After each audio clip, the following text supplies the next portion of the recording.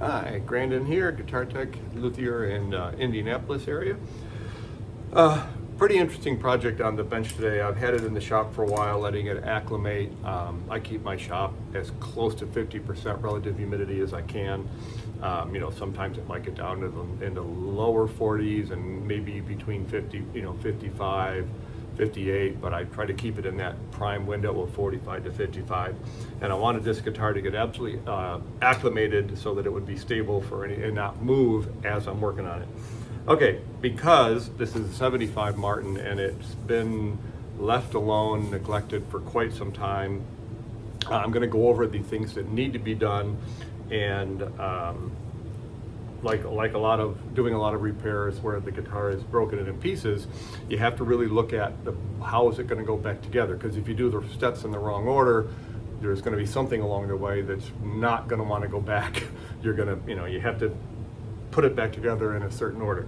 So I'm going to go over what it needs, and this one's going to take a bit. I'm going to work on it a bit at a time, let it rest, do some other things, come back to it. So sometimes with these kind of repairs, that's why I need to get better at managing my shop time, because I'll set this one aside and then I'll get busy with other stuff and I won't come back to it as soon as I should, and I've got a system I'm going to put in place to help with that. Anyway, here we go. So I'm going to flip this down. We're going to start looking at the guitar. So at first blush, it doesn't look bad, but when you start to look at it, the first thing you're going to notice is that, and you can see that it's, let me move this up just a little more, is that the back is totally separated from the neck block. The center seam is split all the way down. The neck seems to be still, the heel is in, the fingerboard extension is loose, so we'll deal with that. And as you're looking inside, there is one of the middle back braces, the one that's right under the bridge on the back, is off.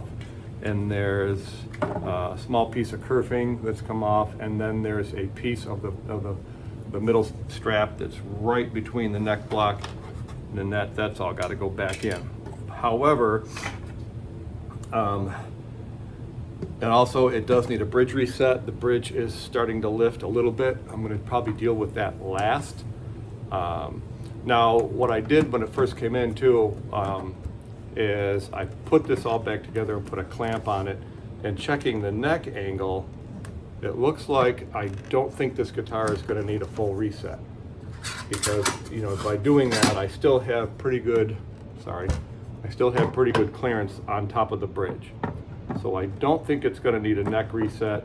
That will be, I can't really evaluate that until I get this the back of the guitar, this all stable. However, my first reaction was, okay, I've got to glue up the back strap, get the back, this back seam, and then re-glue down the pieces on the inside, put this piece of the center strip back in, and then glue the bracing back in. However, there is a crack right here. And I was afraid that if I do all this, and the crack was like this, where one side was higher, and it wouldn't really go back together. So there was some slivers stuck in there, and I cleaned those out first, and then using one of these the wire clamps, without glue, it did pop back together. So now I'm going to put some glue in there, and then just a cleat right in the center to help keep it nice and level. Because with the way that was separated and not coming together, I was afraid that once I got this together, that was going to be really, really hard to do. So I'm going to start small with this, and then we'll do the back strap, then we'll put all the bracing back in, and then we'll glue all this together. And then before I start the bridge reset, I'll be able to tell if it's going to need a neck reset. Just my initial thinking is that it won't, but I have plenty of bridge saddle there, but we'll figure that out. Okay, so for now I'm just going to put this cleat in there, and I've already cut a piece of 15 gauge wire, and this crack has been there long enough and it was ugly enough that it's, it is what it is. He's not concerned about the cosmetics of it. He wants it, it's an old guitar, right? And he just wants it playable so he can have his baby back. I am a little behind schedule on this one, but here we go. So I'm going to feed this 15 gauge wire through the crack, and there's a couple of spots where it's open enough that I don't have to. So, whoops, thought it went in. Where'd the wire go? There it is. Dropping a piece of steel wire on a gray concrete floor is hard to see. Okay, so we're gonna get this wire going through there, right there, right in the center. Sometimes to help them out, I gotta push them a little bit. Where's that other, there we go.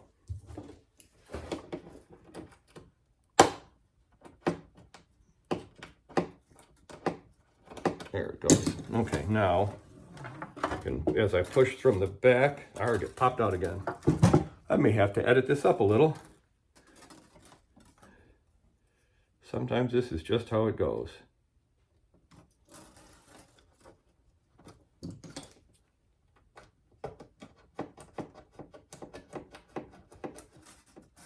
Okay, there we go. Now, as I push this through, I'm going to reach in, find the wire, and pull it through.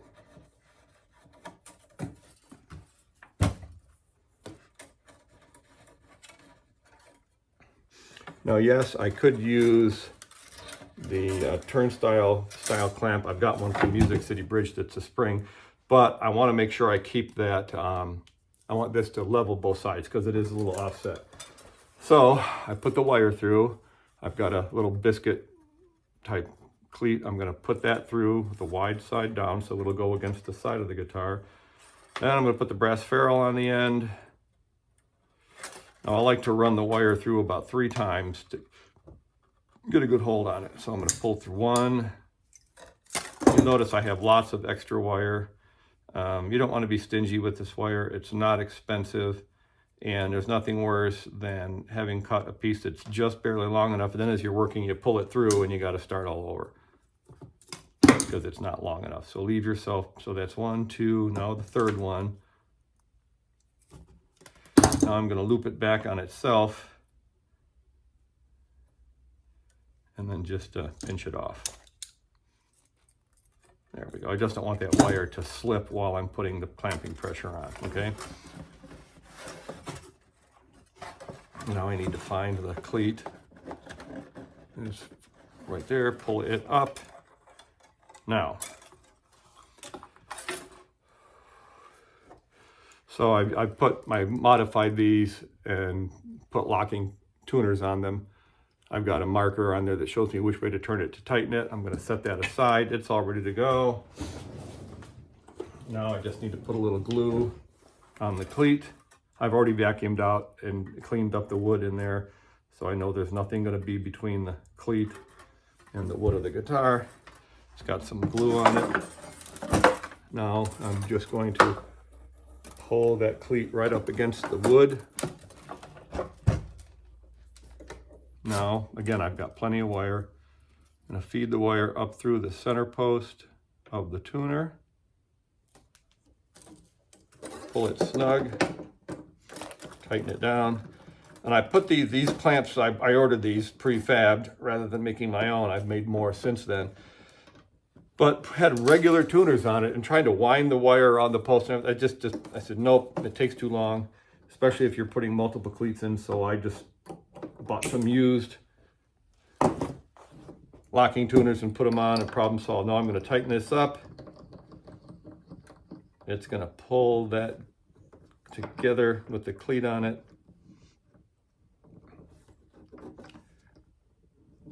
You don't want to go so tight that you break the wire, but you get a feel for it. Sides are good. That's good. I'll leave that sit. That's just the first step, and that's, again, not critical, but I don't want to start putting pressure on this to get this all to go back together if that wasn't done, because then it would have been tougher to deal with. So simple start, but here we go. We'll come back when we're ready to do the center seam. All right, continuing on with this 1975 Martin restoration rebuild. This is all that's glued together. I'm not going to bother doing the finish touch up on that until everything is done. So the next step is to repair the crack, the break in the center stripe here down this middle line. So what I've done Of course, 2 of the braces are out. The one brace that's right here under the bridge on the back, there's another brace right there that's out. And then the center strip that holds that seam together, there's a piece of it missing there. So where that piece of that brace is missing and under the bridge, and then this top strip is, I very, very carefully marked where those are, and I've got, you can't see the marks here, but I've got marks where that one is, and then I measured the distance inside to where this hole was, and I've got these little round that I use, a lot of these little small cracks, these little round cleats I'm going to use. Now, I'm not going to glue those cleats in because that's where the bracing goes in the center strip, but I'm going to use it to hold this level so the 2 sides aren't like this. So I've got the cleat, the wire for one cleat. I'm going to go ahead and run the wire for the second cleat. And again, I've got a mark here that you can't see, so I know where to put that wire. And I'm just going to start feeding it through. And as I'm feeding it through, I'll reach in and pull it out. Don't mess the other one. I want this one. I want to keep them separate. So now I'm going to take this one off just so I know which one is which. Now the trick to all this too is going to not glue the cleats to the back of the guitar. Those cannot be glued in because they have to come out. They're just there to hold the 2 sides as parallel or lined up as I can get them. Just to keep those, now I know which one's going to which area of the body. So what I've done is I've got the back lifted up just a little, and I got the, oh, let's go ahead and put the, well, not yet. Yes, actually I want to do that now. So now I'm going to put the cleats on and just set them out, leave them set out here. And then the brass ferrule for each one. Wind these through several times. Where's my, there we go, Waplas. 1, 2, 3, 3 times through. 3 times she drops. Little Indiana Jones reference there to keep myself amused. Okay, that one's ready. Now let's do this one. I've got another cleat all ready to go.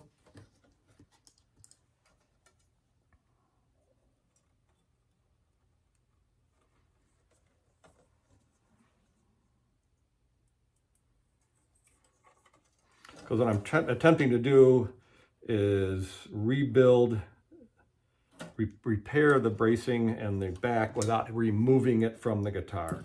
Keep the expense and the time down. Because it's only separated on the very, very top. And if I remove the whole back, then I've got to have the, getting the back on and getting it to line up perfectly is a lot of work. And I'd really rather avoid that if I can. So we're doing this to be able to repair the back and get it back to playing condition without taking the back off. Okay, so now we're ready to go with the next step.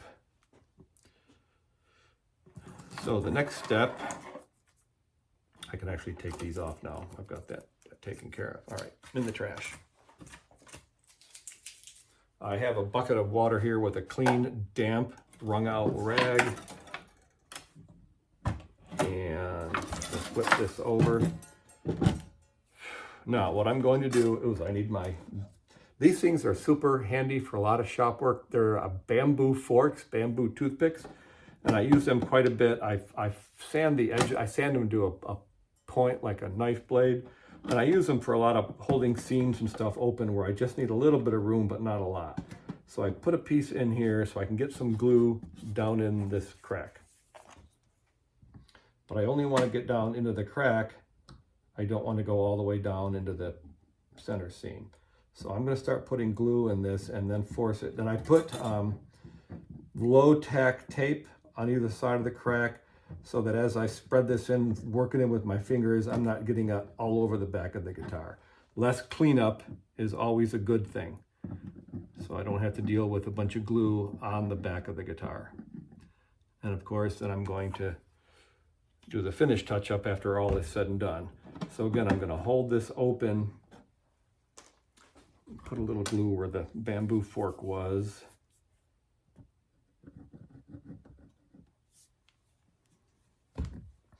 I'm going to start forcing the glue down into the crack. And of course, when I put it down, when I let it down flat, we're going to get glue squeeze out, which is anticipated. If you don't get glue squeeze out, you didn't use enough glue. Okay, work some more of that down in. All right, now I'm going to wipe off the excess with a paper towel first, just to get up the bulk of the excess.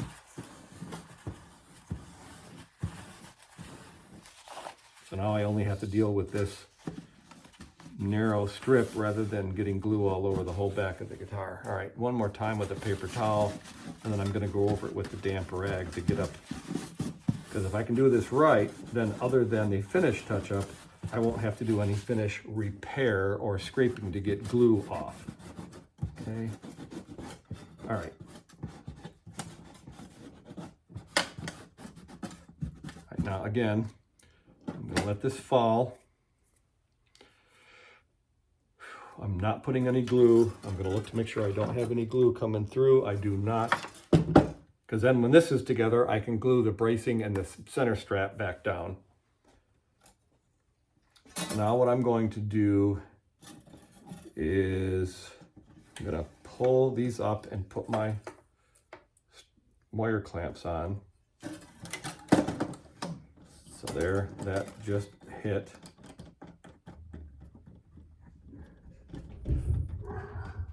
Not going to get them real tight. I'm going to get them kind of snug for now. So there's one. And now the other cleat, it's in place.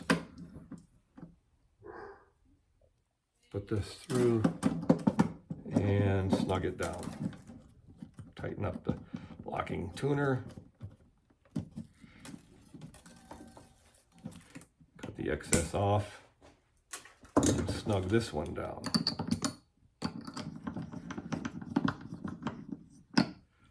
That lined up really nice. I'm very happy with that. Whoops, yeah, I'm going the right way. Boy, almost like I knew what I was doing. Now, carefully, this is going to be a two-part process. I need one more clamp.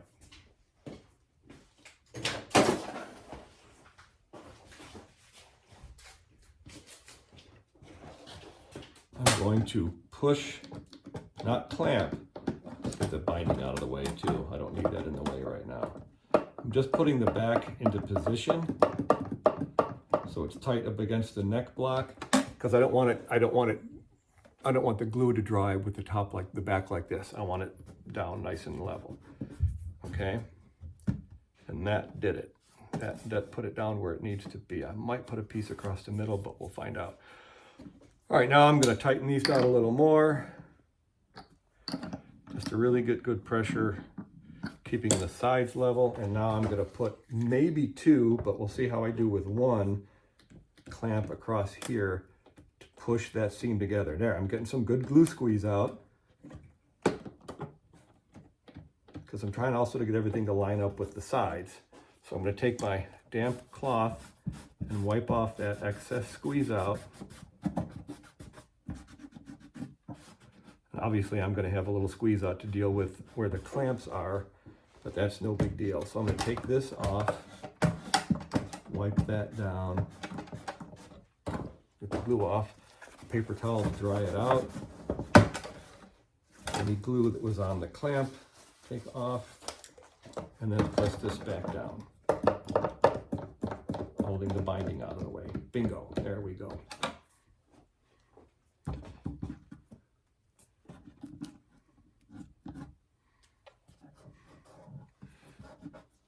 Now I'll have a little bit of finish,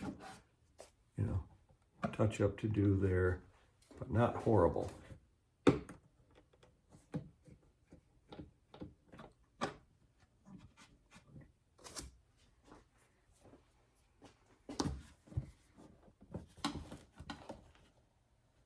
Yep, I'm going to put a second clamp on it.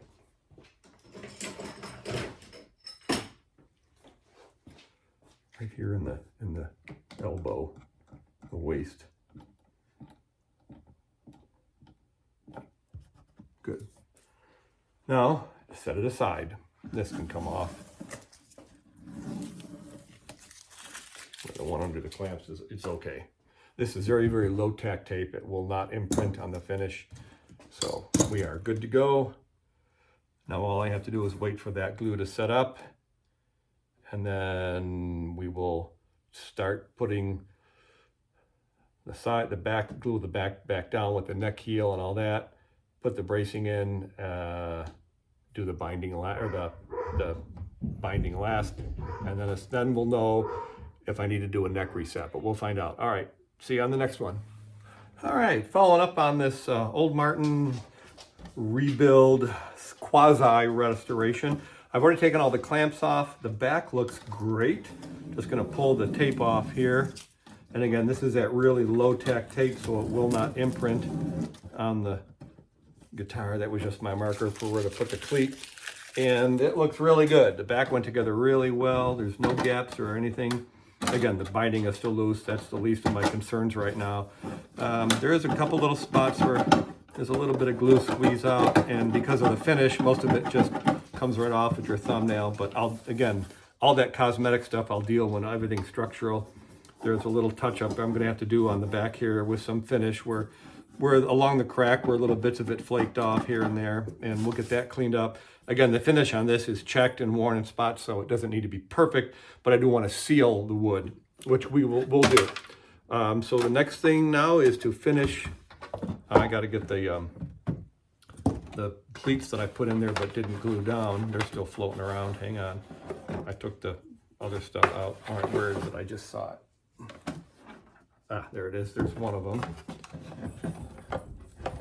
Oh no, that's the one that's glued. The other two I already got them out. Okay, yeah. So now is to put the bracing back in, and then the one side of this brace is loose. Glue the other two back in, and then that center strip, and then we will glue the back on. And then at that point, I'll be able to tell if I need to do a neck reset. Again, I'm confident that I don't. Could be wrong. We'll find out. And then we'll just a bridge reset and set up, and we'll be done.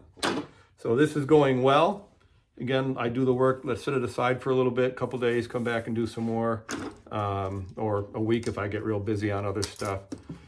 Again, with this kind of work, I like to take my time. The only time I've really had problems, I mean, everybody has a mistake now and then, but the only time I've really run into things that I really should not have done is when I try to get going too fast and too busy. You know, it's just like, take your time and work with the customer accordingly. All right, we'll see you in a little bit. Thanks.